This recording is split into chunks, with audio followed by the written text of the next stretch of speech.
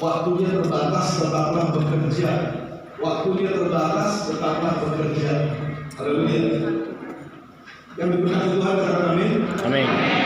Yang cinta Tuhan Yesus katakan yes. Yes. Yang lapar katakan amin. Amin. Jasmani. Yohanes 9 ayat yang pertama sampai dengan ayat yang keempat. Waktu Yesus sedang lewat, ia melihat seorang yang buta sejak lahir. Murid-muridnya bertanya kepadanya, Rabi, siapakah yang berbuat dosa, orang ini sendiri atau orang tuanya, sehingga ia dilahirkan buta?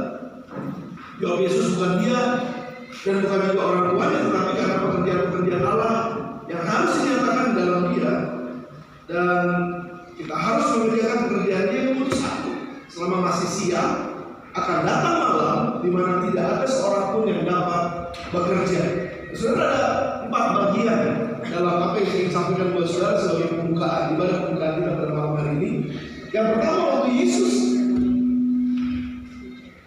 apakah harus diambil? Aman? Oh, aman? Aman? Amin. Yang pertama, saudara, di ayat yang pertama dikatakan waktu Yesus sedang lewat. Kayaknya memang lebih menghadapi sini biasa datang sana. Ya, karena tadi saya katakan, itu dia. Bapak Ibu aman dengan suara ini? Amin. Aman? Aman? Amin? Amin. Aman. Waktu Yesus lewat, ia melihat seorang yang buta sejak lahir. Saudara, ini yang menarik perhatian saya ketika saya baca ayat ini. Waktu Yesus lewat, ia melihat. Kata pertama yang saya mau kita sama-sama belajar dari Yesus adalah ia selalu melihat. Nah, ada banyak orang yang melihat, saudara, tapi nggak ngerti. Ada banyak orang yang melihat tapi nggak peduli. Ada banyak orang yang melihat sesuatu tapi nggak bertindak. Ada banyak orang yang melihat sesuatu tapi dia nggak nangkep apapun. Melihat, saudara. Saya kasih contoh sedikit ya, saudara ya. Ada orang yang lihat sampah di pinggir jalan, lihat sampah, nggak pedulian. Ada banyak orang melihat tapi nggak punya passion, nggak punya belas kasihan, nggak punya sesuatu yang berpikir untuk saya harus lakukan sesuatu. Saudara, setiap pemimpin yang hebat yang dipakai oleh Tuhan, pemimpin itu pasti adalah pelihat. Sama dengan saya katakan Amin. Ini saudara memang benar-benar lapar kayaknya ya. Ini saudara masih berpikir tentang makan apa nih ntar ya. Saudara bersama dengan saya? Yang bersama dengan saya katakan yes. Yang pertama, pemimpin yang diberkati dan pemimpin yang akan dipakai oleh Tuhan adalah mereka yang bisa melihat. Musa adalah seorang pemimpin yang bisa melihat. Ketika satu saat kan bangsa Israel sudah ada dalam penindasan, kita tahu ceritanya saudara. Dan ketika mereka ada dalam penindasan, tidak ada seorang pun di antara bangsa Israel yang punya satu passion, yang punya satu kerinduan untuk bisa melihat bahwa kita ini harus merdeka dari sini. Tidak ada satu pun, saudara. Makanya kenapa Tuhan panggil Musa? Karena Musa adalah seorang yang bisa melihat. Ketika Musa melihat ada 2 orang yang berkelahi, dan satu orang adalah satu orang Israel, satunya orang Mesir. Lalu yang teman-teman dua-duaan, ya, setelah itu ada yang satu mati dan akhirnya sudah tahu ceritanya, ada 2 cerita itu. Ya, Musa melihat sesuatu. Ketika Musa melihat sesuatu, dia bukan cuma sekedar melihat, tapi dia mulai bertindak. Sebenarnya yang pertama yang saya mau kita belajar dari Yesus adalah bahwa Yesus melihat sesuatu. Pemimpin harus belajar untuk melihat. Pemimpin harus belajar untuk mendapatkan visi. Penglihatan itu bicara dulu mengenai visi. Haleluya. Apa yang Tuhan perlihatkan buat saudara untuk pelayanan saudara? Apa yang saudara lihat juga tentang pelayanan saudara? Apa yang saudara lihat tentang kebutuhan yang ada di dalam pelayanan kita? Apa yang kita lihat untuk 5 tahun ke depan? Apa yang kita lihat bahkan kalau memang kita bisa lihat lebih jauh? Apa yang kita lihat 10 tahun yang akan datang? Saudara, saya mau sampaikan ini buat saudara. BPP kami sedang melihat akan lahir generasi kepemimpinan yang lebih muda di GSI Indonesia. Kenapa saudara? Ada 4.600 pendeta kita di seluruh Indonesia yang di bawah 4.600. Ada 4.600 pendeta kita yang ada di Indonesia. Itu cuma 4% yang usianya di bawah 30 tahun. 31 tahun sampai dengan 50 tahun kira-kira 40%. Dan sisanya 50% ke atas, saudara, itu di atas 51 tahun. Nah, saudara, bayangkan sekarang ya. Saya berharap saudara bisa melihat ini. Waktu saya coba lihat ada berapa banyak gereja, kita ada 2.400 gereja kira-kira. Dari 2.400 gereja gembala sidang kira-kira sekitar 2.400 kan. Dari 2.400 gereja dan gembala sidang yang ada, saudara dengarkan saya, mungkin hampir sekitar 80% usianya di atas 51 tahun. Apa yang saudara lihat sekarang? Apa yang akan terjadi dengan GSIA di 10 tahun yang akan datang? Kalau tidak ada penambahan dari usia muda, pendeta-pendeta yang bangkit, pemimpin-pemimpin muda yang bangkit, pemimpin-pemimpin muda yang harusnya diperlengkapi dan harusnya diisi oleh semua kebenaran-kebenaran dan hikmat daripada Tuhan. Apa yang saudara lihat di daerah saudara? Apa yang saudara lihat di dalam kepemimpinan saudara? Apa yang saudara lihat di dalam gereja saudara? Doa saya pada malam hari ini adalah saudara akan melihat sesuatu dan saudara akan bertindak sesuatu. Lihat apa yang menjadi kebutuhan di tempat pelayanan saudara. Dan Tuhan akan pakai saudara seperti Tuhan pakai Musa. Waktu Daud melihat ada Goliat yang tantang bangsa Israel, orang Israel semuanya lihat Goliat, tapi Daud melihat Goliat dengan cara yang berbeda. Kalau orang-orang Israel melihat Goliat sebagai masalah, Daud lihat Goliat sebagai peluang untuk menang.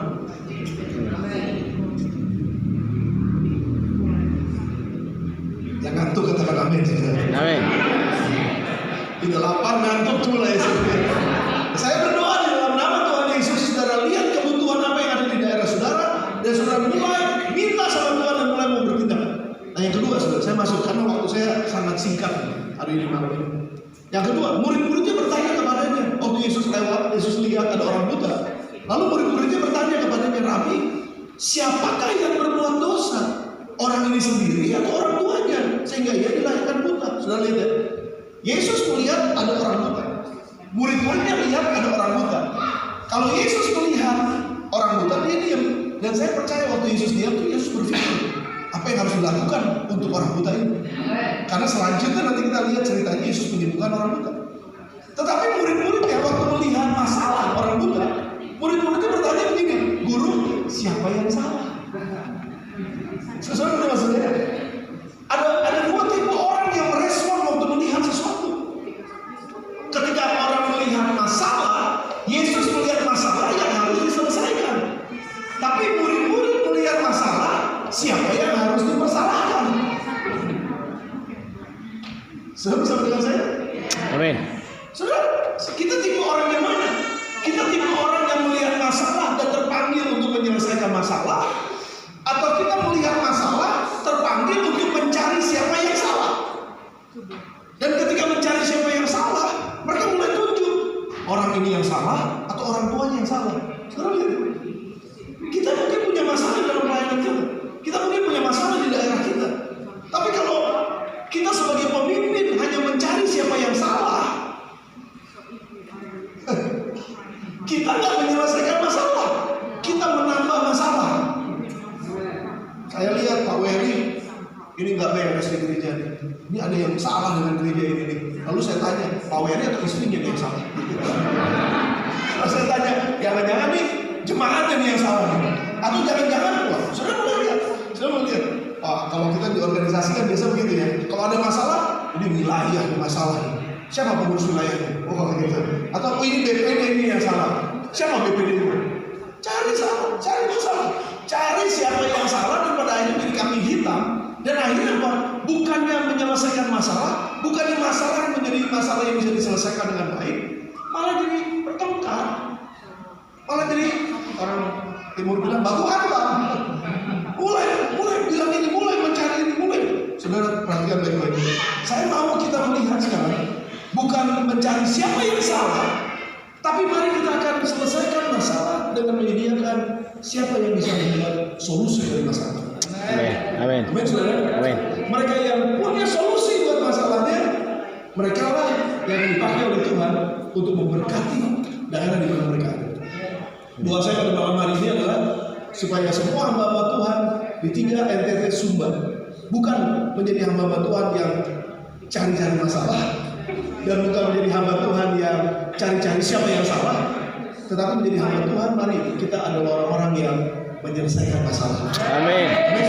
Makanya jawab Yesus begini, bukan dia, bukan orang tuanya, tetapi karena pekerjaan Allah harus dinyatakan di dalam dia.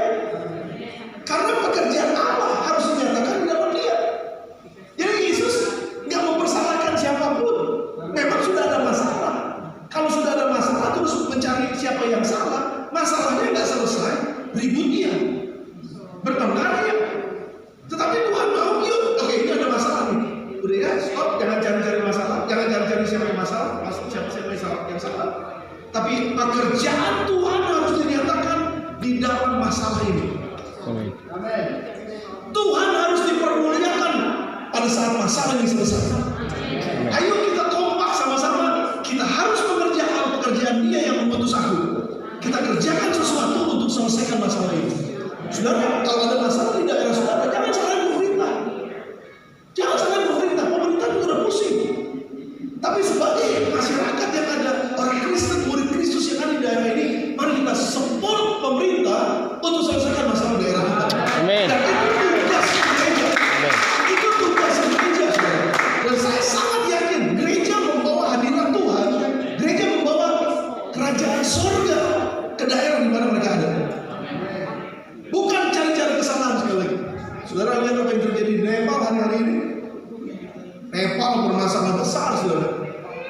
Perdana Menterinya berhenti, presidennya berhenti, gak ada yang berkuasa di sana. Saudara sebayangnya kacau yang ada. Karena cari ini salah, itu salah, saling mempersalahkan satu dengan yang lain. Nah benar betul ada masalah memang. Namun masalah tersebut seharusnya akan mempermuliakan Tuhan ketika kita orang-orang yang mengerti sebagai murid-muridnya Kristus mencari solusi.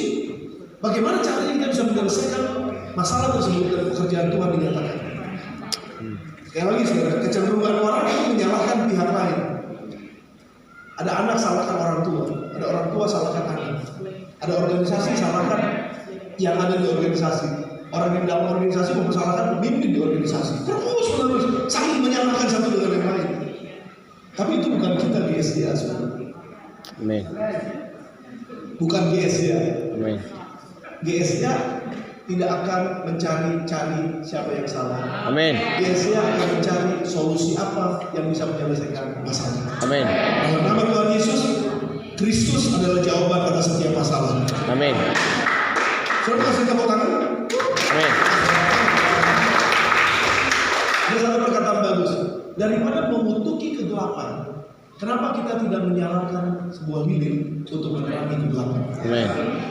Amin, saudara. Amin. Kutuki gelap, ini gelap. Gelapnya tetap gelap. Tapi walaupun gelap, kita tahu ini gelap. Mari kita nyalakan lilin untuk menerangi kegelapan. Amin. Amin, saudara. Amin. Kita GSD harus menyalakan lilin di daerah ini. Amin. Kita GSD harus menerangi daerah ini. Amin. Kita GSD harus menjadi saksi buat daerah ini. Amin. GSD akan membangun, GSD akan menjadi bangkit dan akan menjadi kuat di daerah ini sehingga daerah ini menjadi sejahtera dalam nama Tuhan Yesus. Amin. Nah sekarang masalah mulai terjadi ketika hikmat dan pengetahuan kita itu tidak memadai untuk sesuatu kondisi yang terjadi di luar jangkauan keterbatasan kita. Sudah perhatikan betul. Waktu saya belajar 1 tambah 1 sama dengan 2, saya hanya belajar penambahan. Saya bisa 1 tambah 10, 11, saya bisa penambahan. Tapi waktu saya sudah terbiasa dengan apa yang saya ngerti, apa yang saya bisa, saya enak dengan penambahan. Saudara kasih soal saya, penambahan, saya bisa. Coba saudara kasih soal saya, berapa tambah berapa? Saya bisa jawab. Bisa. Penambahan. Nggak ada yang menguji saya. Nggak mau mencobai saya. Pak John, kasih saya soal. Berapa tambah berapa? Ayo Pak. Asal ya. 5 tambah 5, 10. Cepat saudara. Saya bisa 5 tambah 5, 10. Kenapa? Karena saya udah menguasai. Penambahan saya udah menguasai. Saudara ngerti mas saya? Tapi ketika Pak Gideon datang, kalau Pak Gideon kan ilmunya lebih tinggi dari Pak John kan? Pak Gideon bilang begini, Pak Arif, 5 kali 5 Pak. Dengar saya saudara. 5 kali 5 saya nggak ngerti. 5 tambah 5 saya ngerti. Tapi 5 kali 5 saya belum belajar. Pengetahuan saya masih terbatas. Masih terbatas kepada 5 tambah 5. Penambahan yang saya bisa. Pengalihan saya belum bisa. Sudah ngerti maksud saya? Ada banyak orang ketika mereka nggak bisa mengerjakan soal perkalian karena mereka baru belajar penambahan, mereka marah-marah ketika ada soal pengalian. Saudara jangan cepat-cepat marah kalau ada masalah. Kemungkinan besar kita perlu belajar untuk menambah pengetahuan kita. Kemungkinan besar kita perlu menambah hikmat kita untuk bisa masuk kepada perkalian. Nah, ketika saya tahu ini soal yang baru, ketika saya tahu ini masalah yang baru, saya harus datang kepada Tuhan sumber hikmat. Tuhan, tolong ajar saya bagaimana selesaikan masalah ini. Bukan saudara marah-marah, bukan kita marah-marah dan mempersalahkan orang karena kasih soal perkalian. Tuhan mau bawa kita dari satu kemuliaan pada kemuliaan yang lebih besar. Amin. Makanya ketika ada masalah, Tuhan bilang kita harus mengerjakan pekerjaan ini. Tapi bagaimana mungkin? Gak pernah bisa, gak pernah tahu. Terus Tuhan bilang kita harus mengerjakan. Makanya harus belajar. Saudara, kalau ada masalah dalam pelayanan kita, jangan cepat-cepat menyerah. Amin. Siapa tahu di situ Tuhan punya cara untuk memperbesar kapasitas kita. Amin. Jangan-jangan Tuhan sedang punya cara untuk menambah pengetahuan kita. Kalau pengetahuan kita bertambah, hikmat kita bertambah, pasti berkat kita juga pasti bertambah. Dalam nama Tuhan Yesus. Kenapa kita seringkali kok terbatasnya berkat saya? Kemungkinannya kapasitasnya juga terbatas. Saya mau cerita satu. Sudah masih sabar dengan ini? Sabar. Sudah masih mau dengar? Apa mau cepat makan? Yang masih bersama dengan saya katakan amin. Amin. Saudara, satu kali ada satu orang bapak ajak anaknya mancing di sungai. Nah, ketika mancing, terus bapaknya naik perahu sama anaknya lalu mulai mancing. Waktu mancing saudara, itu dapat ikan sebesar itu. Wah, itu luar biasa, ikannya besar sekali. Anaknya senang luar biasa. Ditarik ikan sama bapaknya, sampai segini kalau bapaknya ukur, wih, ikannya besar ya nak? Iya pak, besar. Anaknya senang, iya pak, besar, ikannya besar. Bapaknya cabut kayunya, lempar lagi ke sungai. Anaknya bingung, kenapa pak? Ada yang lebih baik kita mancing lagi. Terus mancing lagi, terus tangkap ikan lebih kecil sedikit. Sedangkan bapaknya ukur lagi. Wah, anaknya, pak, lumayan. Yang tadi lebih besar sih, tapi ini masih cukup besar, pak. Lumayan pak. Bapaknya cabut, lempar lagi. Anaknya bingung. Pertama tadi besar, lempar. Ini cukup besar, pasti dilempar. Bapaknya lempar, pancing lagi. Tarik lagi, ikan dapat lagi. Dapat sebesar ini sih. Sudah sebesar ini, bapaknya bilang, ini dia nak. Mari kita pulang. Anaknya bingung. Kenapa pak? Kan tadi ikannya besar, anaknya lebih besar. Kenapa jadi dapat sebesar ini? Terus bapak kita mau pulang. Terus bapaknya bilang, jangan salahin bapak, nak. Salahin mama kalau di rumah. Kenapa salahin mama di rumah? Kenapa? Karena mama di rumah punya penggorengan lagi sebesar ini. Kalau penggorengan besar ini nggak cukup. Kalau penggorengan besar ini berarti ikan besar. Amin. Berarti maksudnya? Amin. Karena ikannya kecil, karena penggorengan kecil dapat ikan kecil yang cukup begitu. Sudah dengar saya? Berkat Tuhan hanya sebatas kapasitas kita. Amin. Kalau saudara mau diberkati, lebih sama Tuhan. Perbesar kapasitas saudara. Amin. Masalah yang ada di depan kita seringkali itu adalah cara Tuhan untuk bisa memperbesar kapasitas kita. Yes. Amin. Dan kalau kita selalu salahin orang, tapi kita nggak mau berusaha untuk menyelesaikan masalah dan mencari cara yang Tuhan, hikmat Tuhan, pengetahuan yang baru dari Tuhan, maka kita nggak akan pernah diperbesar oleh Tuhan. Dan kalau kita nggak diperbesar oleh Tuhan, Tuhan juga batasi berkatnya buat kita. Kenapa kita lihat ada orang yang berkat lebih dari saya, padahal dia dulu teman sekolah saya? Kenapa dia bisa lebih? Karena kapasitasnya lebih. Amin. Mari belajar sama-sama. Saudara mau diperbesar oleh Tuhan? Amin. Kalau saudara siap diperbesar oleh Tuhan, siap-siap capek. Saudara siap-siap buah puasa bertambah. Saudara siap-siap belajar lebih lagi. Saudara siap-siap untuk melakukan firman Tuhan lebih banyak lagi. Di situ Tuhan akan memperbesar kapasitas saudara. Jangan cepat-cepat merespon yang negatif, marah-marah, apalagi nyalahin orang, putus asa dan mengasihani diri. Oh, masalah saya besar. Oh, masalah saya enggak. Oh, saya nggak pernah bisa. Wah, saya cuma dari daerah yang kecil. Saya cuma dari ini. Saya nggak punya apa-apa. Saya cuma begini dan lain sebagainya. Jangan mengasihani diri sendiri.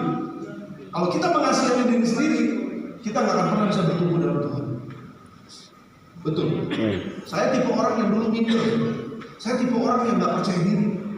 Kalau saya terus minder dan nggak mau percaya diri dan nggak mau serahkan hidup saya masa depan saya sama Tuhan dan belajar dengan sungguh-sungguh, nggak pernah akan ada hari ini ada dia sampai hari ini di sini. Saya nggak akan pernah bisa berdiri di depan saudara hari ini. Tapi saya mengucap syukur Tuhan angkat saya. Saya mengucap syukur karena Tuhan ajar saya dan saya terus mau rendahkan diri di hadapan Tuhan. Barang siapa yang merendahkan diri di hadapan Tuhan, dia akan ditinggikan oleh Tuhan. Yes. Tapi barang siapa yang tidak mau merendahkan diri, bahkan meninggikan diri di hadapan Tuhan, dia pasti akan direndahkan oleh Tuhan. Itu firman Tuhan. Mari kita belajar sama-sama untuk bisa mengerjakan, untuk bisa melihat masalah sebagai satu cara dari Tuhan untuk kita dipromosikan oleh Tuhan. Yang bersama dengan saya katakan amin. Amin. Yang keempat dan terakhir saya tutup dengan ini.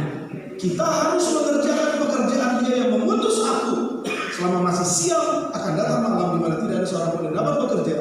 Dan ini adalah pekerjaan yang Tuhan Yesus lakukan. Saudara, apa yang Tuhan Yesus lakukan? Pekerjaan apa yang dilakukan oleh Tuhan yang harus kita lanjutkan? Waktunya terbatas, tetaplah bekerja. Apa yang Yesus kerjakan? Tugas apa yang Bapa berikan kepada Yesus untuk dikerjakan? Tugas apa? Saya melihat saya rangkumnya sedikit saja, cuma 2 saudara. Pilih murid, beritakan Injil. Pemuridan dan penginjilan. Pemuridan dan menangkan jiwa. Pemuridan dan lakukan sesuatu untuk orang percaya kepada Yesus. Apapun bentuknya saudara, cuma ada 2. Muridkan, beritakan Injil. Ajarkan orang-orang untuk melakukan kehendak Bapa. Saya nggak tahu bentuk program kerja saudara apa yang akan saudara lakukan untuk 3 tahun ke depan. Khususnya buat nanti akan ada pengurus BPD yang baru. Program apa yang dilakukan 3 tahun ke depan seharusnya adalah pekerjaan yang Bapak berikan buat kita. Amin. Bukan ambisi kita, bukan apa yang kita mau, bukan apa yang saya suka, tapi apa yang Bapak mau, apa yang Bapak suka. Bapak sangat suka pemuridan. Makanya waktu Yesus datang ke dalam dunia ini, hal pertama sebelum dia lakukan apapun juga, dia cari murid. Amin.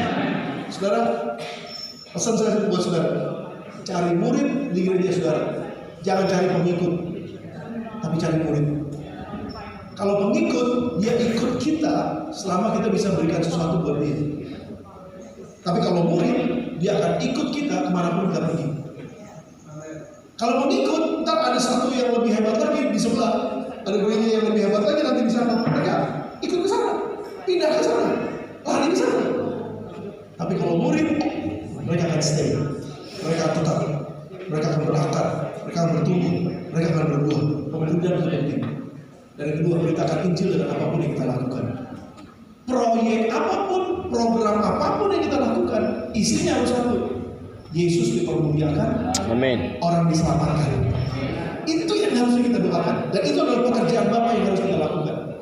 Dengan semua masalah yang ada, saya percaya Tuhan akan memberikan jalan keluar buat kita.